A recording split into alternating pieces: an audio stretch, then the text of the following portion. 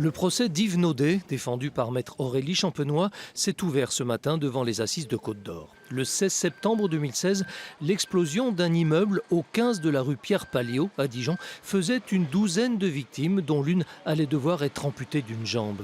Ce jour-là, qu'aucun mort ne soit à déplorer tient du miracle. D'un seul coup, on a l'impression que c'est une bombe, un truc énorme, quoi. Et c'était horrible. Donc là, j'ai ma petite voisine qui est traumatisée, mais bon, si on avait été dans les parties derrière, on était mort, franchement.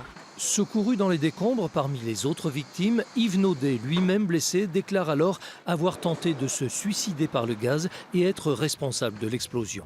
Il s'agit donc d'un procès d'assises plutôt inhabituel. C'est très singulier comme procès d'assises, effectivement, puisque l'accusé a fait une première tentative de suicide le 14 septembre 2016 et a fait cette seconde tentative au gaz le 16 septembre 2016.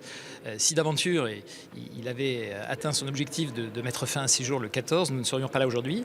Le 16, il a changé de mode opératoire puisqu'il a choisi de se suicider avec le gaz. Toutefois, cette affaire aurait pu tout aussi bien ne pas se retrouver aux assises. Ce qui a fait pencher la balance, ce sont des textos envoyés par l'accusé à une voisine dont il se disait amoureux et qui refusait ses avances. Dans ces messages, il lui faisait part de son intention de mettre fin à ses jours en faisant tout sauter. Menaces et intentionnalité, voilà ce qui a incité le juge à demander le renvoi devant les assises. Les 48 parties civiles de ce procès sont représentées par 12 avocats. Le verdict est prévu vendredi. En théorie, l'accusé encourt jusqu'à 30 ans de réclusion.